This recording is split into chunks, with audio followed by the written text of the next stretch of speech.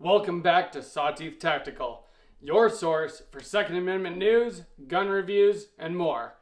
Today, of course, we are talking about my least favorite topic, but one I've had to discuss quite a bit on this channel, and that is, of course, the ATF final rule on pistols with attached stabilizing braces.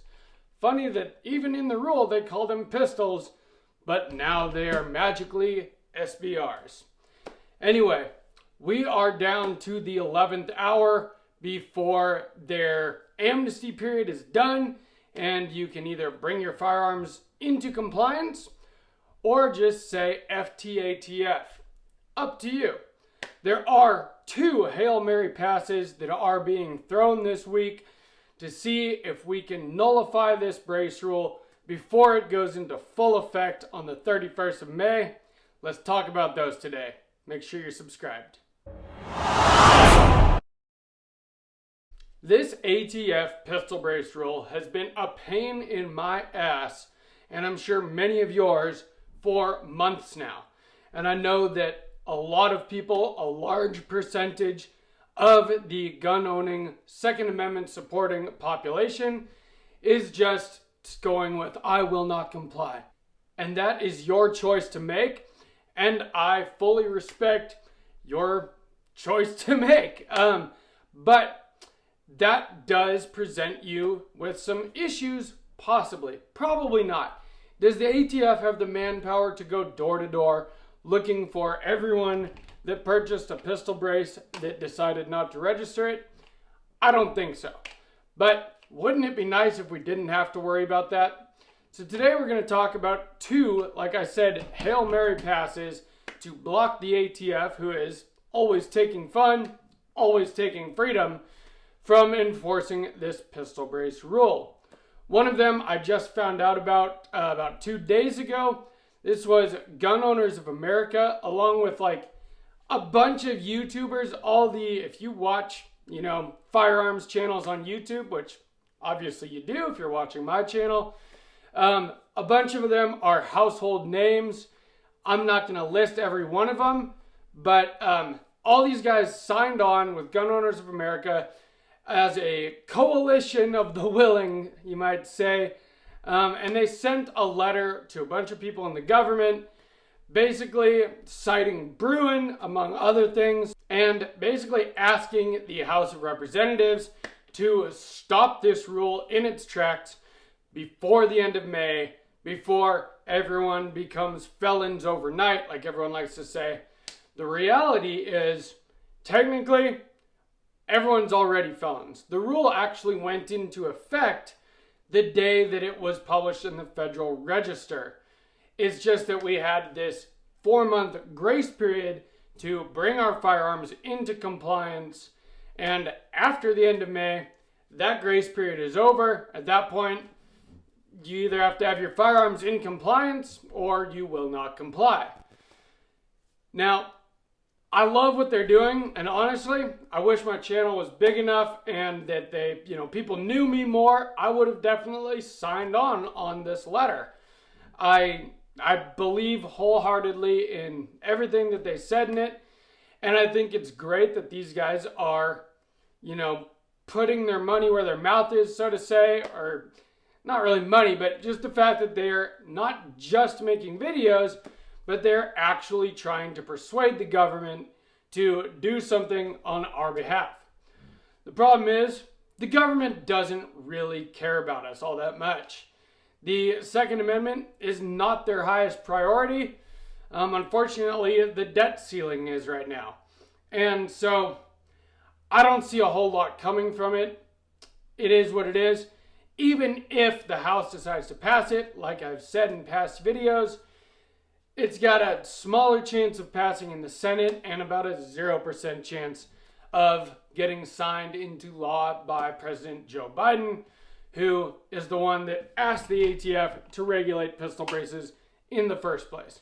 So there is no way he's going to sign legislation stopping the ATF's pistol brace rule. So now I want to talk about this second Hail Mary pass. And the reason why I'm calling these Hail Mary passes is because, again, we are down to the wire. we've got only not just a couple weeks left here before this amnesty registration period is over. And then, your decisions are made at that point. So I've been getting, a little disappointed in, when this whole thing first came about, there were all these lawsuits. There were a bunch of, representatives, talking big. They were going to stop this, all these lawsuits against the ATF, and nothing has really come from any of it in 4 months' time. Now, one case, Mock v. Garland, which is spearheaded by the Firearms Policy Coalition, they asked for a preliminary injunction, and they were denied, and that was on March 30th. So that was like 6 weeks ago.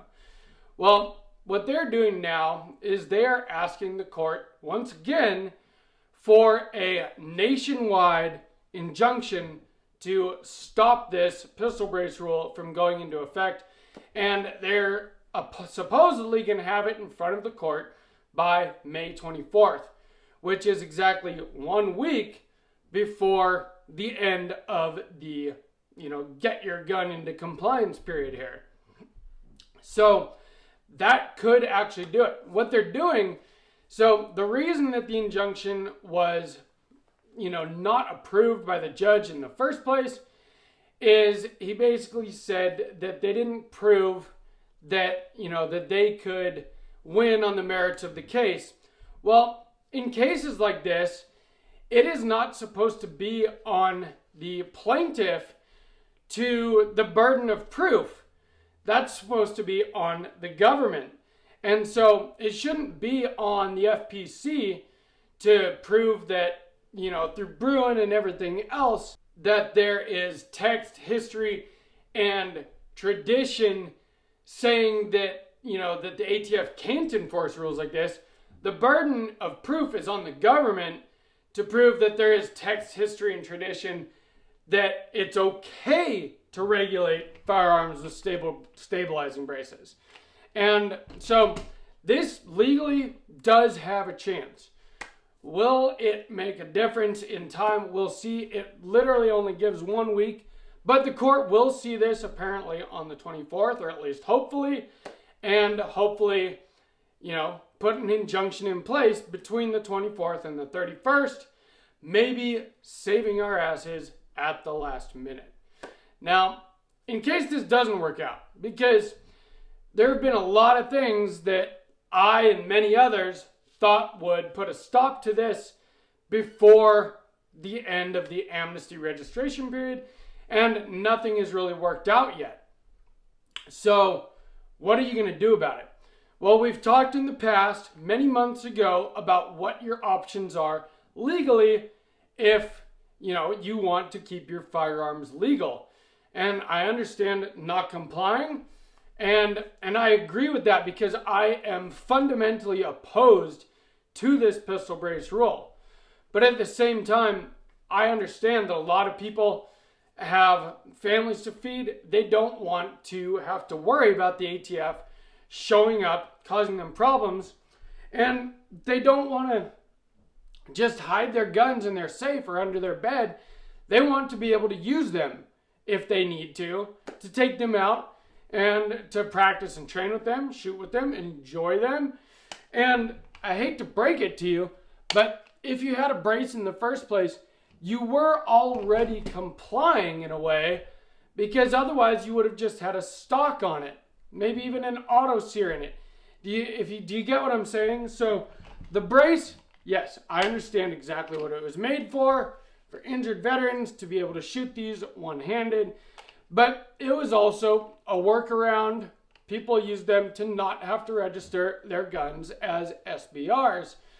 Well, with the brace, you were able to keep your gun legal without it being an SBR. Well, that is possibly no longer going to be the case very, very soon. So for everyone that does want to keep their firearms legal, your choice is, again, destroy the firearm. No one's going to do that. Turn the firearm into your local ATF office. Again, I can't imagine many people doing that. you can put a 16-inch or longer barrel on your gun. Now, this is something that owners of ARs could do relatively easily, as ARs are kind of like Legos for adults. But say you had something like an AK pistol, that's like a Draco or something.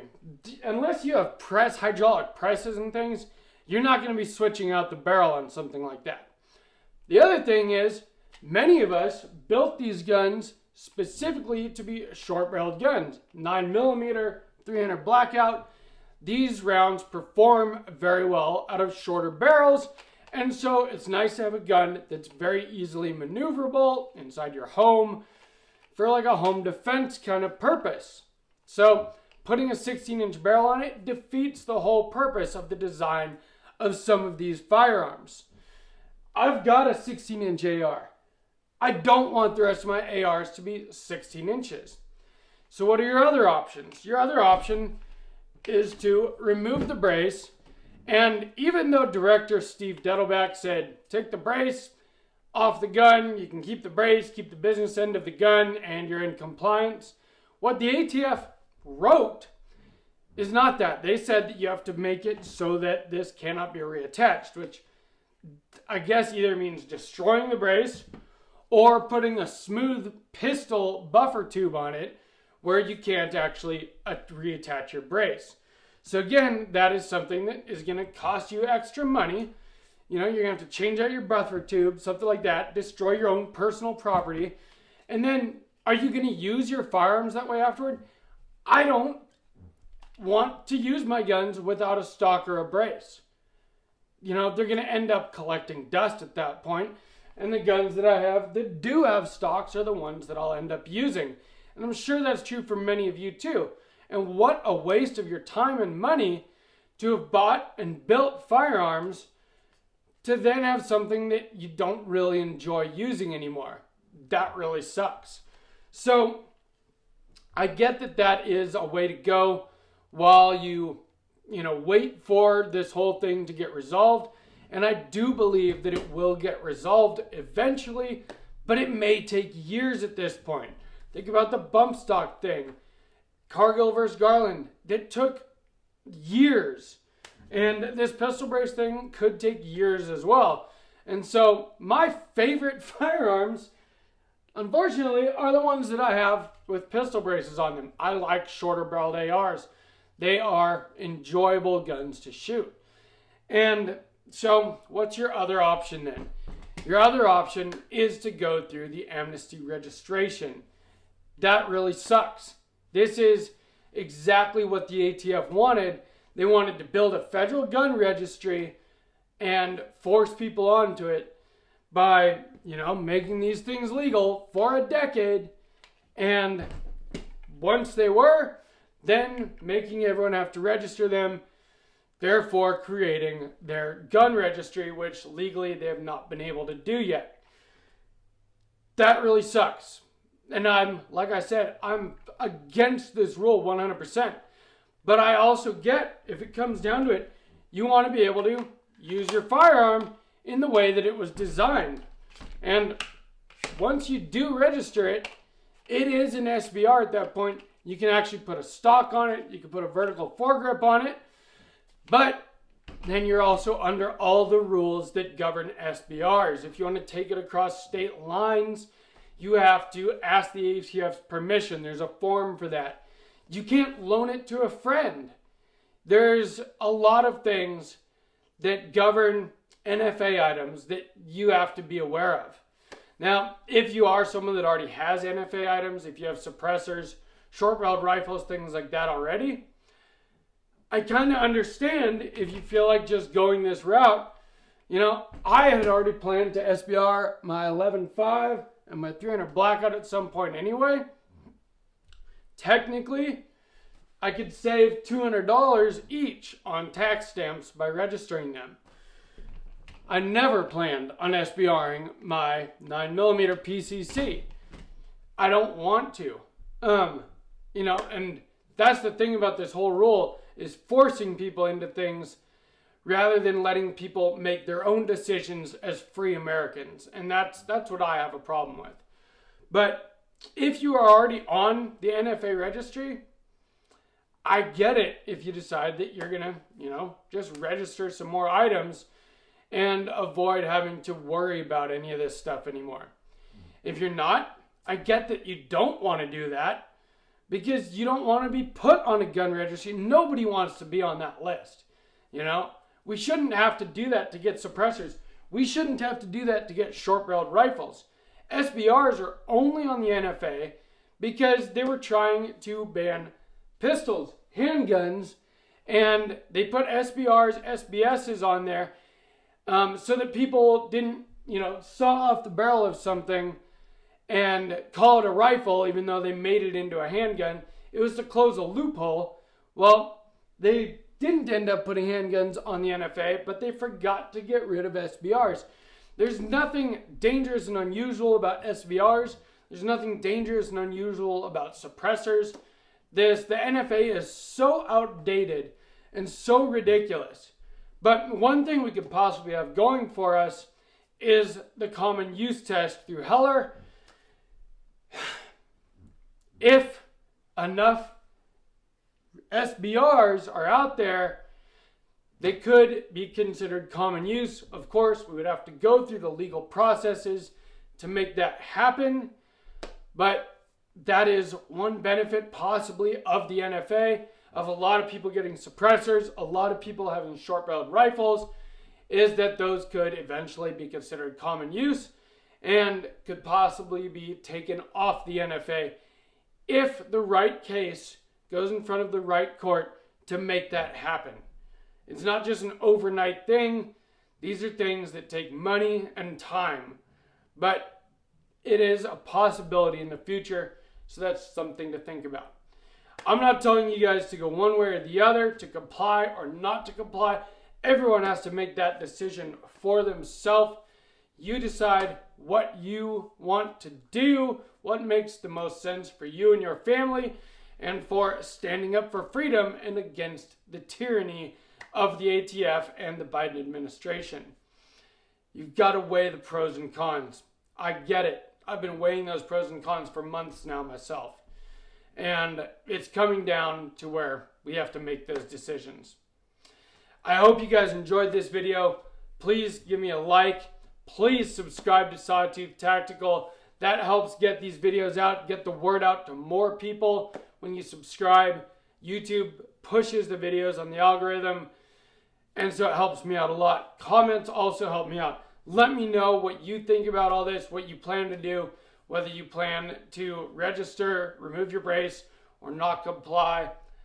I love talking to you guys, and I answer every single comment.